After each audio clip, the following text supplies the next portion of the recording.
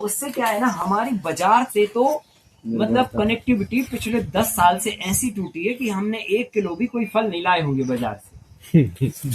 हमारे रहते हुए हमारा चौराहा बन जाएगा। आपकी वो ब्रांडिंग का माध्यम भी हो सकता है कि लोग जो है ना आपकी बाहर जाके चर्चा करेंगे कि उन्होंने।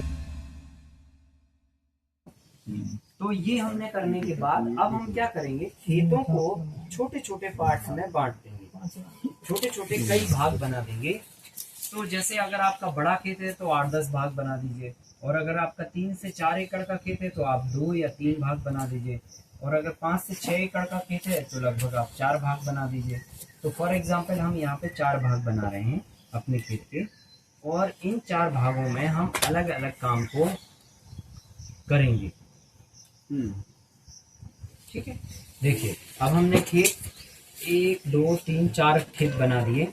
अब जो हमने ये बॉर्डर बनाई है तो ये बॉर्डर हमने क्या करना है, बाम्बू की प्लांटेशन की बॉर्डर बनानी है। तो आप यहाँ पे पौधे लगा दीजिए, ऐसे मीडियम साइज के पौधे, ना बहुत ज़्यादा हाइट वाले ना बहुत ज़्यादा कम हाइट वाले, ऐसे।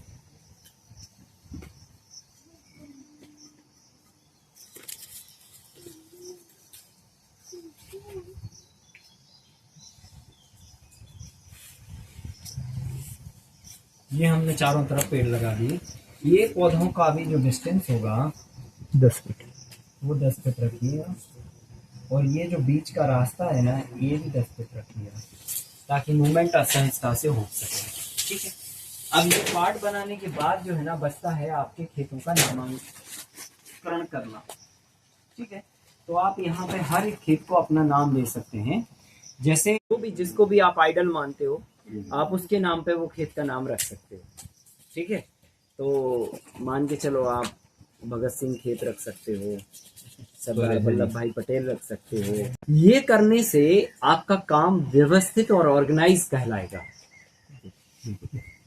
ठीक है कि नहीं। आज जैसे मान के चलो हमारे स्टाफ को और हमको पता है कि आज हमको जो है ना स्वामी विवेकानंद खेत में काम करना है, तो हम क्या बोलेंगे कि भैया चलो सब तैयार हो जाओ, स्वामी विवेकानंद खेत में जाना है। कितना सिस्टमेटिक है। अब सब लोगों के दिमाग में जैसे स्वामी विवेकानंद सुना तो नाम में बहुत बड़ी ताकत होती है भाई, है ना। कहते हैं ना राम से बड़ा राम का नाम। तो ये इसलिए कहा जाता है क्योंकि जब कोई व्यक्ति जो है ना एक नाम को लेकर अपना पूरा जीवन एक आदर्श तरीके से जीता है तो उस नाम के अंदर फिर ताकत आ जाती है।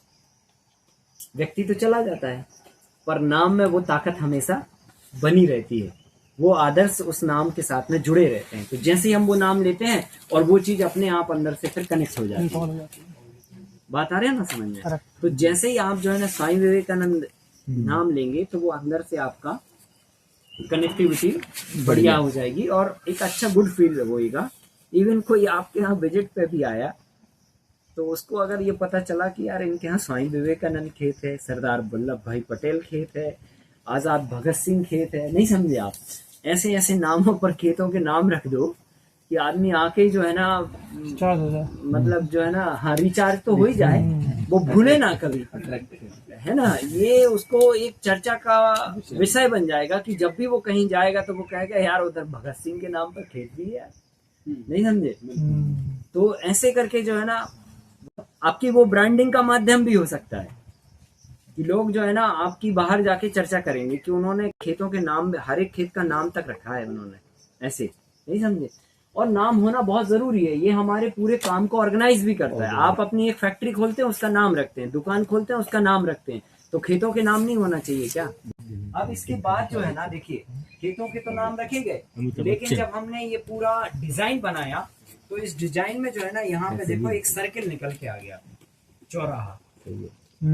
ठीक है, तो इसको जो है ना चौराहा का नाम दे दो और उसके आगे आप अपना नाम जोड़ दो,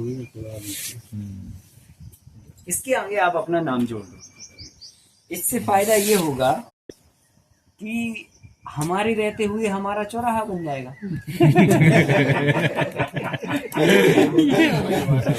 आप जो है ना हमारे नाम का हमने बना दिया। अब देखिए ये कितना व्यवस्थित हो गया काम, लगभग। अब हम क्या करेंगे, हर एक खेत को काम बांट देंगे। है कि नहीं है। 1 नंबर खेत को कोई काम, 2 नंबर को कोई नाम एक काम, तीसरे को कोई काम, चौथे को कोई काम।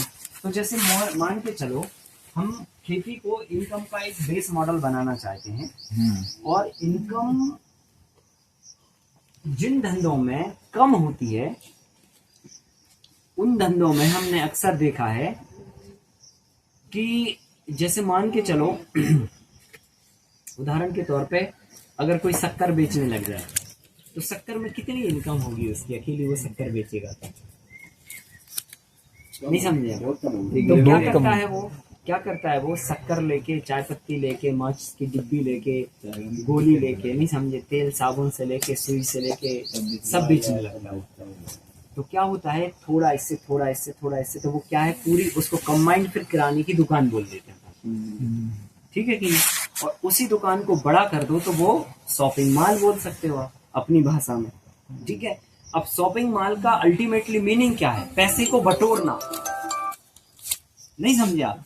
भाई आपकी जरूरत कपड़ा हो तो कपड़े से भी पैसे ले आओ, आपकी जरूरत अगर मंजन हो तो उससे भी पैसे ले आओ, मॉल में वो भी रखा है। अगर आपकी जरूरत बर्तन हो तो वो भी ले आओ पैसे, वो भी हमारे पास रखा है, नहीं समझे आप। माने आप बोलो कि आपको जरूरत क्या है, और नहीं है जरूरत तो मॉल में खड़े हो जाओ, अपने आप आपको लगेगा कि हाँ यार ये हमारी जरूरत। ऐसे होता है कि नहीं होता। आप मॉल में जाइए, आप देखिए, आप कोई मन बना के ना जाए, और अगर मॉल में चले जाएं तो मॉल की जो डिजाइन और जो काम होता है मॉल पे, वो आपकी मानसिकता को अपने आप ब्रेक डाउन करके आपके जेब से रखे हुए पैसे को निकाल लेता है। ये व्यवस्था है। तो मेरा आपसे ये कहना है कि हम भी अपनी पूरी खेती बाड़ी को एक शॉपिंग मॉल की तरह डिजाइन करें, ताकि इनकम के इतने साधन क्रिएट हो जाएं, नहीं समझे, कि थोड़ा इधर से थोड़ा इधर से थोड़ा इधर से, और जब ये थोड़ा थोड़ा इकट्ठा हो ना तो फिर ढंग का टर्नओवर दिखने लग जाए। ऐसा होना चाहिए। हाँ, तो अभी क्या करेंगे, हम एक खेत को जो है ना हम ओपन फार्मिंग के लिए रख देंगे, यानी कि हम खुले वातावरण में फार्मिंग करेंगे। जैसे कि धान, गेहूं, गन्ना, मक्का, ज्वार, बाजरा से लेके ऐसी तरह की फसलें हमको उगानी है।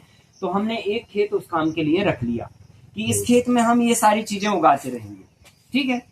फिर दूसरा खेत, या फिर आपके अपने खेत की जो गुणवत्ता है, जो हमने सॉइल हेल्थ में बताया था आपको, उसके हिसाब से आप अपना काम बांट सकते हो, किसको क्या जमता है, ठीक है। दूसरा सेकंड पॉइंट है हमारा, ये तो हो गया ओपन फार्मिंग। दूसरा हो गया, हमने फॉर एग्जांपल दूसरे खेत को मल्टी लेयर के लिए एंगेज कर दिया, क्योंकि आने वाले समय में धीरे धीरे करके इस तकनीक पर हमें शिफ्ट होना पड़ेगा। इस पर और भी शोध कार्य होंगे, अभी कुछ हम करेंगे, कुछ और लोग करेंगे, है ना। तो मल्टी लेयर, इस पे और काम होगा, क्योंकि आने वाले समय में जमीन का रकबा धीरे धीरे कम होएगा। तो आप सोचो, जब आप नहीं होंगे, आने वाली 5 पीढ़ी के बाद कैसे खेती होगी, तो उसका स्वरूप यही होगा, यही तरह के मॉडलों पर काम होगा। तो ये तो आज नहीं तो कल करना पड़ेगा। तो हमने एक खेत उसी काम के लिए इंगेज कर दिया, और प्रॉपर जो है ना उसका डिजाइन स्ट्रक्चर ये लेआउट करके, जैसे अभी ये है, हमने ये खेत जो है ना मल्टी लेयर के लिए फिक्स कर दिया।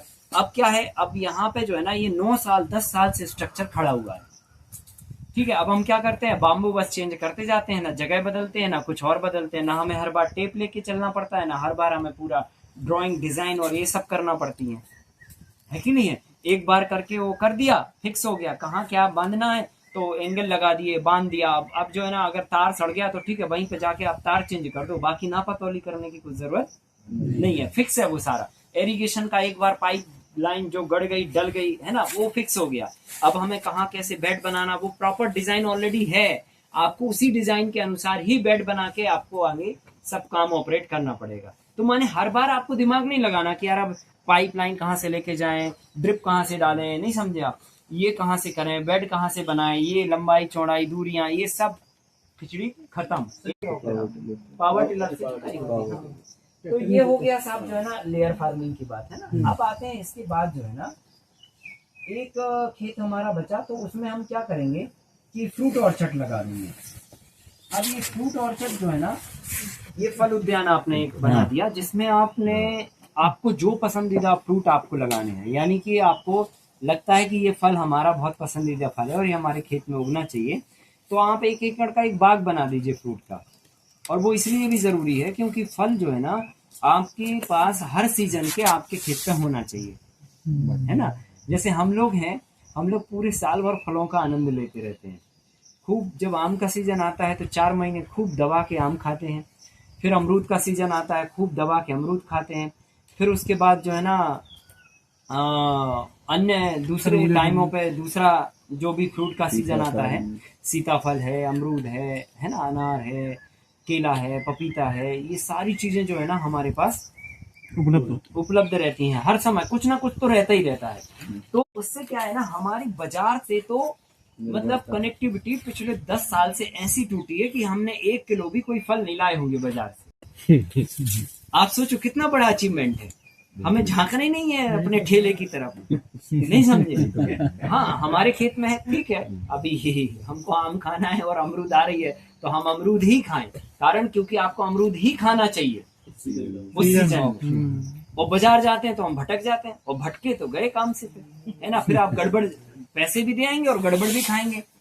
तो अल्टीमेटली हमें बाजार की तरफ देखना ही नहीं, झांकना ही नहीं है ठेले पे क्या बिक रहा, हमारे खेत पे क्या हो रहा है, हम चढ़े पेड़ पे और मजा लें, आनंद लें, ऐसे। तो फ्रूट ऑर्चर्ड आप 3 सीजन के फ्रूट्स यहाँ पर आप प्लान करके लगा दीजिए। एक आपके पास समर सीजन का होना चाहिए, एक विंटर सीजन का होना चाहिए, और एक रेनी सीजन का होना चाहिए। ऐसे 3 सीजन के आप 3 भागों में, 1 एकड़ को 3 भागों में फ्रूट ऑर्चर्ड में बदल दीजिए आप। तो ये इनकम का साधन तो बनेंगे ही बनेंगे, साथ में पूरे साल भर आपके घर में अपने खुद के फ्रूट होंगे। अब आता है हमारा लास्ट वाला, एक ब्लॉक बचता है, एक खेत बचता है।